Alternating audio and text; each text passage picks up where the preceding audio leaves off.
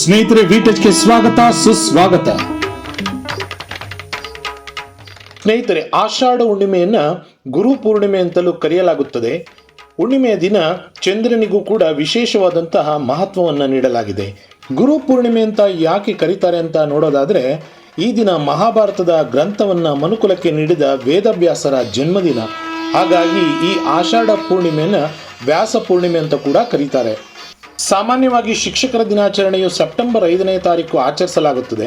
ಆದರೆ ಸನಾತನ ಧರ್ಮ ಮತ್ತು ನಂಬಿಕೆಗಳು ಹಾಗೂ ಆಚರಣೆಗಳ ಪ್ರಕಾರ ಗುರು ಪೂರ್ಣಿಮೆಯ ದಿನವೂ ಕೂಡ ಶಿಕ್ಷಕರಿಗೆ, ಗುರುಗಳಿಗೆ ಧನ್ಯವಾದವನ್ನು ಸಲ್ಲಿಸುವ ದಿನವಾಗಿದೆ.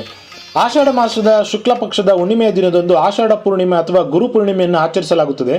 ಎಲ್ಲ ಹುಣ್ಣಿಮೆಗಳ ಪೈಕಿ ಆಷಾಢ ಹುಣ್ಣಿಮೆಯು ಅತ್ಯಂತ ವಿಶೇಷ ಎಂದು ಹಿಂದೂಗಳು ನಂಬುತ್ತಾರೆ.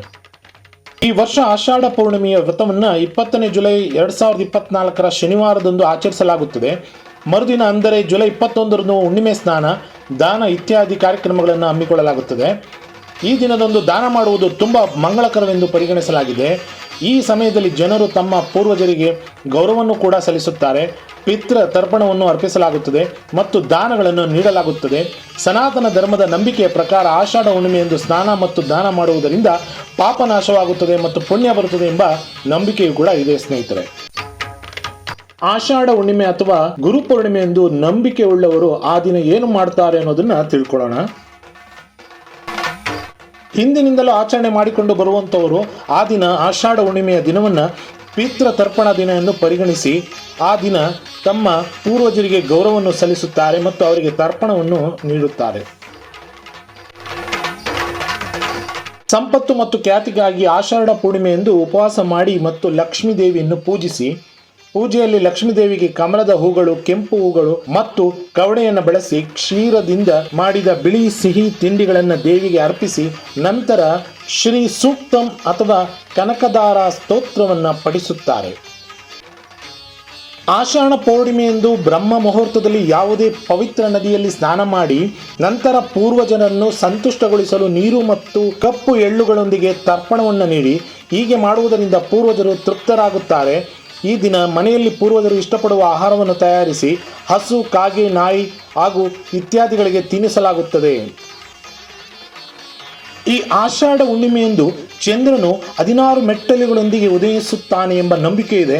ಹಾಗಾಗಿ ಆಷಾಢ ಪೌರ್ಣಿಮೆಯ ವ್ರತದ ರಾತ್ರಿ ಚಂದ್ರನನ್ನು ಪೂಜಿಸಬೇಕು. ಹಸಿ ಹಾಲು, ನೀರು ಮತ್ತು ಬಿಳಿ ಹೂಗಳೊಂದಿಗೆ ಅರ್ಘ್ಯವನ್ನು ಕೂಡ ಅರ್ಪಿಸುತ್ತಾರೆ. ಹೀಗೆ ಮಾಡುವುದರಿಂದ ಚಂದ್ರದೋಷ ನಿವಾರಣೆ ಆಗುತ್ತದೆ ಎಂಬುದು ಬಹುಜನರ ನಂಬಿಕೆಯಾಗಿದೆ. ಇನ್ನು ಆಷಾಢ ಹುಣ್ಣಿಮೆಯಲ್ಲಿ ದಾನಕ್ಕೆ ಸಂಬಂಧಪಟ್ಟಂತೆ ಅಕ್ಕಿ, ಸಕ್ಕರೆ, ಬಿಳಿ ಬಟ್ಟೆ, ಬಿಳಿ ಹೂಗಳು, ಮುತ್ತುಗಳು, ಬೆಳ್ಳಿ ಮುಂತಾದ ಬಿಳಿ ವಸ್ತುಗಳನ್ನು ಆಷಾಢ ಪೂರ್ಣಿಮೆಯ ದಿನದಂದು ಬಡವರಿಗೆ ಅಥವಾ ನಿರ್ಗತಿಕರಿಗೆ ದಾನ ಮಾಡಬಹುದಾಗಿದೆ. ಹೀಗೆ ಮಾಡುವುದರಿಂದ ಜೀವನದಲ್ಲಿ ಸುಖ, ನೆಮ್ಮದಿ, ಶಾಂತಿ, ಕೀರ್ತಿ ಸಿಗುತ್ತದೆ ಎಂಬ ನಂಬಿಕೆಯೂ ಕೂಡ ಇದೆ. ಸ್ನೇಹಿತರೆ, ಇದು ಗುರು ಪೂರ್ಣಿಮೆ ಅಥವಾ ಆಷಾಢ ಪೂರ್ಣಿಮೆಯ ದಿನದಂದು ಚಂದ್ರ ದೋಷದಿಂದ ಮುಕ್ತಿ ಪಡೆಯಲು ಅಥವಾ ಪೂರ್ವಜರ ಆಶೀರ್ವಾದಕ್ಕಾಗಿ ಗುರು ಪೂರ್ಣಿಮೆಯ ದಿನ ಏನು ಮಾಡಬೇಕು ಎಂಬುದನ್ನು ಪ್ರತಿಯೊಂದು ಆಚರಣೆಗಳು ಮತ್ತು ನಂಬಿಕೆಗಳು ಅವರವರ ಅನುಭವ ಮತ್ತು ಭಾವನೆಗಳಿಗೆ ಸೇರಿದ್ದಾಗಿರುತ್ತದೆ. ಸ್ನೇಹಿತರೆ, ಮುಂದಿನ ಸಂಚಿಕೆಯೊಂದಿಗೆ ಮತ್ತೊಮ್ಮೆ ನಿಮ್ಮನ್ನು ಭೇಟಿಯಾಗುತ್ತೇನೆ. ಅಲ್ಲಿವರೆಗೂ ವಿಟೆಚ್ ಅನ್ನು ಲೈಕ್ ಮಾಡಿ, ಸಬ್ಸ್ಕ್ರೈಬ್ ಮಾಡಿ, ಶೇರ್ ಮಾಡಿ. ಧನ್ಯವಾದಗಳು.